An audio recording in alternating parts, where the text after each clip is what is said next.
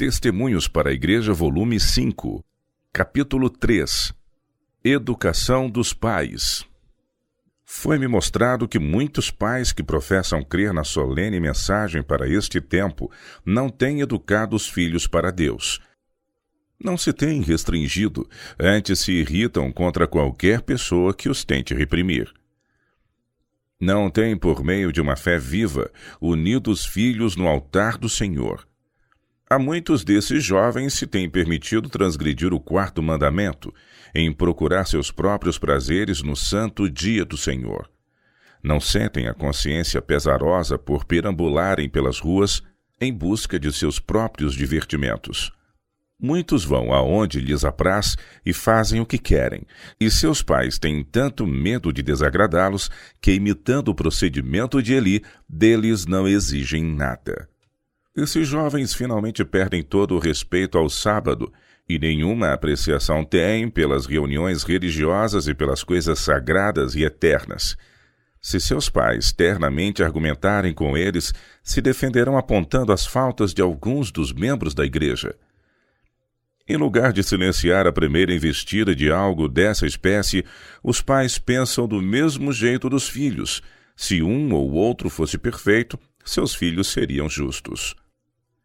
Em vez disso, deveriam ensinar-lhes que os pecados dos outros não são desculpa para os deles. Somente Cristo é o modelo. Os erros de muitos não desculpam um erro dessas pessoas, nem mesmo diminuem sua culpa. Deus lhes deu um modelo perfeito, nobre e elevado. Esse devem eles copiar, a despeito do procedimento adotado por quem quer que seja. Muitos pais parecem ter perdido a razão e o discernimento em sua afeição pelos filhos, e através dessa condescendente, egoísta e mal orientada juventude, Satanás opera eficazmente para arruinar os pais. Foi-me chamada a atenção para a ira de Deus derramada sobre os incrédulos e desobedientes do antigo povo de Israel.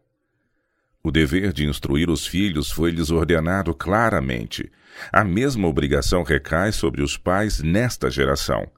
Escutai a minha lei, povo meu, e inclinai os ouvidos às palavras da minha boca. Abrirei a boca numa parábola, proporei enigmas da antiguidade, os quais temos ouvido e sabido, e nossos pais nos têm contado. Não os encobriremos aos seus filhos, mostrando à geração futura os louvores do Senhor, assim como a sua força e as maravilhas que fez. Salmos 78, versos de 1 a 4. Os filhos são aquilo que seus pais fazem deles por sua instrução, disciplina e exemplo. Daí a tremenda importância da fidelidade dos pais ao educar os jovens para o serviço de Deus. Os filhos devem desde cedo ser ensinados sobre a santidade dos deveres religiosos. Essa é a parte mais importante de sua educação. Nosso dever para com Deus deve ser realizado antes de qualquer outro. A estrita observância da lei de Deus deve ser ensinada e reforçada, porque ele estabeleceu um testemunho em Jacó e pôs uma lei em Israel, e ordenou aos nossos pais que a fizessem conhecer a seus filhos, para que a geração vindoura a soubesse, e os filhos que nascessem se levantassem e a contassem a seus filhos, para que pusessem em Deus a sua esperança, e se não esquecessem das obras de Deus, mas guardassem os seus mandamentos e não fossem como seus pais, geração contumaz e rebelde, geração que não regeu seu coração e cujo espírito não foi fiel para com Deus. Salmos 78, versos de 5 a 8. Nesse texto inspirado é vista a grande responsabilidade delegada aos pais. Filhos e filhas a quem é permitido chegar à juventude, com sua vontade indisciplinada e paixões descontroladas, geralmente prosseguem na vida de um modo que Deus condena. São ávidos por divertimentos frívolos e associações com incrédulos. Tem-lhe sido permitido negligenciar os deveres religiosos e condescender com as inclinações do coração carnal, e, como consequência, Satanás controla sua mente e disposições. Os pais lhe têm dado amplo espaço para operar. A maioria das apostasias ocorreu em razão da negligência dos pais em orientar seus filhos para uma conscienciosa vida espiritual. A condição desses filhos é lamentável. Eles professam ser cristãos, mas seus pais não tomaram sobre si a responsabilidade de ensiná-los a serem cristãos, a contar as bênçãos de Deus, louvá-lo e a exemplificar em sua existência a vida de Cristo.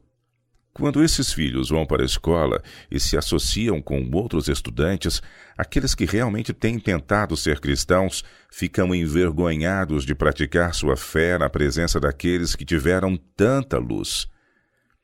Ficam com receio de parecerem esquisitos, negando sua inclinação. Assim, lançam de si sua armadura justamente no tempo em que ela é mais necessária, quando os poderes das trevas estão trabalhando através desses companheiros profanos para afastá-los de Cristo. Enveredam por caminhos cheios de perigos, sem a proteção e apoio dos princípios religiosos, porque pensam ser desagradável e difícil manter sua religião na sala de aula, no recreio e em suas relações com os outros alunos. Consequentemente, expõem sua mente às influências de Satanás. Quem são os protetores dessa juventude? Quem tem se agarrado ao trono de Deus com uma das mãos, enquanto com a outra alcança a juventude para atraí-la a Cristo? É exatamente dessa forma que os filhos precisam conhecer o poder da religião. Necessitam ser seguros com firme mão.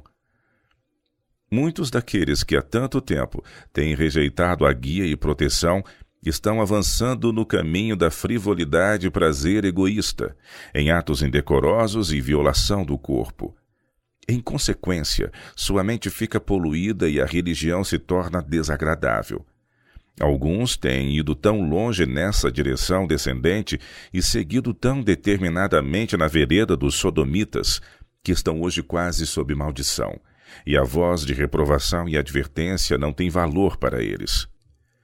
Esses jamais poderão ser redimidos e os pais são culpados de sua ruína. Os prazeres aviltantes pelos quais eles fizeram tão árduo sacrifício, comprometendo a saúde, a paz mental e a vida eterna, estão chegando ao fim com amargura. Pais, por amor de Cristo, não cometam um erro em seu trabalho mais importante, o de moldar o caráter de seus filhos para o tempo e para a eternidade. Um erro de sua parte negligenciando a instrução fiel ou na condescendência daquele afeto insensato que lhes cega os olhos para os defeitos deles e impede de lhes aplicar a disciplina apropriada, resultará na ruína dos filhos. Sua atitude pode imprimir uma direção errada a toda a carreira futura deles. Vocês determinarão que eles serão e o que farão em favor de Cristo e dos semelhantes e pela própria salvação. Lidem honesta e fielmente com seus filhos, atuem corajosa e pacientemente. Não temam as cruzes, não poupem tempo ou trabalho, responsabilidade ou sofrimento. O futuro de seus filhos testificará do caráter da obra de vocês. Sua fidelidade para com Cristo pode ser melhor percebida através do caráter bem equilibrado de seus filhos do que de qualquer outro modo. Eles são propriedade de Cristo, comprados pelo seu sangue. Se a influência deles for totalmente do lado de Cristo, eles serão seus colaboradores, ajudando outros a encontrar o caminho da vida. Se vocês negligenciarem a obra que lhes foi confiada por Deus, sua atitude insensata quanto à disciplina colocará seus filhos na classe dos que se afastam de Cristo e fortalecem o reino das trevas. Falo de coisas que conheço, testifico-lhes de coisas que tenho visto quando digo que há entre nossos jovens, entre educados moços, filhos de pais professamente cristãos, uma grave ofensa à vista de Deus, tornada tão comum que é um dos sinais dos últimos dias. É algo tão pleno de más tendências que clama por decidida exposição e denúncia. É o pecado de encarar com leviandade ou desdém os antigos votos de consagração a Deus. O Espírito Santo os convida a tomar uma posição integral sob a bandeira ensanguentada do Príncipe Emanuel. Mas os próprios pais estão tão distanciados de Deus, tão ocupados com os negócios mundanos, ou tão cheios de dúvidas e insatisfação com relação à sua própria experiência religiosa, que ficam totalmente incapacitados para transmitir instruções aos filhos. Esses jovens, em sua inexperiência, necessitam de alguma mão firme e sábia para lhes apontar o caminho reto e desviá-los com o conselho e disciplina da senda errada. A vida religiosa deve ser vista como estando em marcado contraste com a vida de mundanismo e busca de prazeres. Aquele que deseja ser discípulo de Cristo deve tomar sua cruz e seguir após Jesus. Nosso Salvador não viveu para agradar a si mesmo. Assim também deveríamos ser. Altas conquistas espirituais requerem inteira consagração a Deus. Mas essa instrução não tem sido transmitida à juventude porque contradiz a vida de seus pais. Desse modo, os filhos são deixados a obter conhecimento da vida cristã como melhor puderem. Quando tentados a estabelecer relacionamento com os mundanos e participar de diversões seculares, os pais afetuosos, não querendo negar qualquer indulgência, assumem uma posição tão indefinida e indecisa que os filhos julgam que o curso que desejam seguir está em harmonia com a vida e o caráter cristãos. Isso quando os pais dizem ou fazem alguma coisa sobre o assunto. Tendo uma vez iniciado seu caminho, os jovens tendem a continuar até que o elemento mundano prevaleça e eles passem a olhar com desprezo para suas primeiras convicções. Desprezam a simplicidade manifestada na época em que seu coração estava enternecido e acham desculpa para descuidar dos sagrados reclamos da Igreja e do Salvador crucificado. Essa classe nunca se tornará o que poderia ter sido se as convicções da consciência não houvessem sido sufocadas e as santas e ternas afeições embotadas. Caso ao longo dos anos ainda venham a se tornar seguidores de Cristo, continuarão carregando as cicatrizes que a irreverência pelas coisas sagradas causou em sua mente. Os pais não enxergam essas coisas, não preveem o resultado de sua conduta, não sentem que seus filhos necessitam de carinhosa educação e da mais cuidadosa disciplina na vida espiritual. Não contemplam seus filhos como sendo, em sentido especial, propriedade de Cristo, aquisição de seu sangue, troféus de sua graça e, como tais, importantes instrumentos nas mãos de Deus para ser usados na edificação de seu reino. Satanás está sempre buscando arrancar a juventude das mãos de Cristo, e os pais não discernem que o grande adversário está fincando seus infernais convites bem ao lado dos jovens. Acham-se tão cegos que pensam ser esses conteúdos parte da instrução que vem de Cristo. Através de ambição ou indolência, ceticismo ou amor à vida fácil, Satanás atrai os jovens do estreito caminho da santidade, que foi construído para os resgatados do Senhor.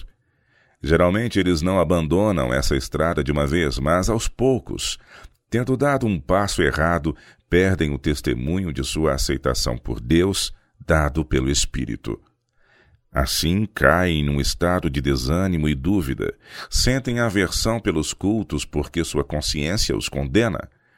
Caíram na armadilha de Satanás, e há somente um meio de escape. Devem fazer meia volta e, com humildade de coração, confessar seus pecados e renunciar à sua conduta indiferente. Precisam renovar sua primeira experiência, acalentar cada aspiração sagrada e deixar que as santas emoções que somente o Espírito de Deus pode inspirar reinem em sua vida. Fé no poder de Cristo resultará em poder e luz. A instrução prática, a experiência religiosa, é o que os pais cristãos devem estar preparados para passar a seus filhos. Deus exige isso de vocês, pais, e estarão negligenciando seu dever se deixarem de realizar essa obra. Instruam seus filhos quanto aos métodos de disciplina escolhidos por Deus e as condições do êxito na vida cristã. Ensinem-lhes que não vão conseguir servir a Deus se mantiverem o espírito absorvido pelas coisas desta vida, mas não deixem que acariciem um pensamento de que não precisam trabalhar e de que podem gastar na ociosidade os momentos de lazer. A palavra de Deus é clara nesse ponto. Jesus, a majestade do céu, deixou um exemplo para os jovens. Ele labutou na oficina de Nazaré por seu pão diário. Era submisso a seus pais e não procurava controlar seu próprio tempo ou seguir sua própria vontade. Se adotar uma vida de complacente condescendência, o jovem jamais poderá alcançar verdadeira excelência como homem ou como cristão. Deus não nos promete conforto, honra ou riqueza em seu serviço, mas nos assegura que todas as bênçãos necessárias serão nossas, com perseguições e no mundo por vir, a vida eterna. Marcos capítulo 10, verso 30. Cristo nada aceitará menos do que a inteira consagração a seu serviço. Essa é a lição que cada um de nós precisa aprender. Os que estudam a Bíblia, se achegam a Deus e confiam em Cristo, serão habilitados a agir sensatamente em todas as ocasiões e circunstâncias. Os bons princípios serão exemplificados na vida diária. Apenas permitam que a verdade para este tempo seja cordialmente recebida e se torne a base do caráter, e ela produzirá uma firmeza de propósito que as seduções do prazer, a instabilidade dos costumes, o desprezo dos amantes do mundo e os clamores do próprio coração por condescendência pessoal são incapazes de alterar. A consciência precisa primeiro ser esclarecida, e a vontade tem de ser subjugada. O amor à verdade e à justiça deve reinar no coração, e então o resultado será um caráter com a aprovação do céu. Temos bons exemplos do poder mantenedor de firmes princípios religiosos. Nem o temor da morte poderia fazer o desfalecido Davi beber da água de Belém, para cuja obtenção homens valentes haviam arriscado a vida. A aterradora cova dos leões não pôde impedir Daniel de realizar suas orações diárias, nem a fornalha ardente induzir Sadraque e seus companheiros a se prostrarem diante do ídolo que Nabucodonosor erguera. Jovens de firmes princípios rejeitarão o prazer, desafiarão a dor e até enfrentarão a cova dos leões e a terrível fornalha de fogo ardente, de preferência a ser desleais a Deus. Notem o caráter de José. A virtude foi severamente provada, mas seu triunfo foi completo. O mesmo princípio elevado e inflexível se fez notar em toda a provação. O Senhor estava com ele, e sua palavra era lei. Semelhante firmeza e não empanado princípio brilha com mais intensidade em contraste com a debilidade e a ineficiência dos jovens desta época. Com raras exceções, são eles vacilantes, oscilando a cada mudança de circunstâncias e ambiente, sendo uma coisa hoje e outra amanhã. Sejam apresentadas as seduções do prazer e da satisfação própria, e a consciência será sacrificada em prol da indulgência. Como pode uma pessoa assim ser confiável? Nunca. Na ausência de tentação, tal indivíduo pode até conduzir-se de tal forma que as dúvidas e suspeitas a seu respeito pareçam injustas. Seja, porém, apresentada a oportunidade e ele trairá sua confiança, pois é insano de coração. Justamente num tempo em que a firmeza e o princípio são mais requeridos, vocês verão que ele se afasta, e se não se tornar um Arnold ou um Judas, é porque lhe faltou apenas a oportunidade. Pais, a primeira preocupação de vocês deveria ser atender ao chamado do dever e entrar de coração e alma na obra que Deus lhes deu a fazer. Se em tudo o mais falharem, sejam completos e eficientes, pelo menos nesse ponto. Se seus filhos aprenderem no lar a ser puros e virtuosos, se estiverem em condições de preencher o menor, o mais humilde lugar no grande plano de Deus em fazer bem ao mundo, jamais a vida de vocês poderá ser considerada um fracasso e jamais será lembrada com remorso. A ideia de que devemos satisfazer todos os desejos de crianças perversas constitui um erro. Eliseu, bem no começo de sua obra, foi escarnecido e ridicularizado pelos jovens de Betel. Ele era um homem muito brando, mas o Espírito de Deus o impeliu a proferir uma maldição sobre aqueles zombadores. Eles tinham ouvido falar da ascensão de Elias e fizeram dessa solene ocorrência objeto de zombaria. Eliseu deixou claro que não deveria ser desdenhado por jovens ou idosos em sua sagrada vocação. Quando lhe disseram que seria melhor que também subisse como Elias fizera antes dele, ele os amaldiçoou em nome do Senhor. O terrível juízo que incidiu sobre eles era de Deus. Depois disso, Eliseu não teve outras dificuldades dessa natureza em sua missão. Por 50 anos entrou e saiu pela porta de Betel e foi de cidade a cidade, passando por entre ajuntamentos dos piores e mais rudes jovens, ociosos e devassos, mas ninguém caçoou dele ou menosprezou suas qualificações como profeta do Altíssimo. Esse único exemplo de terrível severidade no começo de sua carreira foi suficiente para impor respeito durante toda a sua vida. Houvesse ele permitido que a zombaria passasse despercebida, poderia ter sido ridicularizado, maltratado e mesmo morto pela turba, e sua missão de instruir e salvar a nação dos perigos que a ameaçavam teria fracassado. Mesmo a bondade deve ter limites. A autoridade deve ser mantida com firme severidade, ou por muitos será recebida com escárnio e desprezo. A chamada ternura, a adulação e a transigência, usadas pelos pais e tutores para com os jovens, são o pior mal que lhes pode sobrevir. Firmeza, decisão e regras positivas são essenciais em cada família. Pais, assumam suas responsabilidades negligenciadas. Eduquem seus filhos segundo o plano de Deus, para que anuncieis as virtudes daquele que vos chamou das trevas para sua maravilhosa luz. 1 Pedro, capítulo 2, verso 9.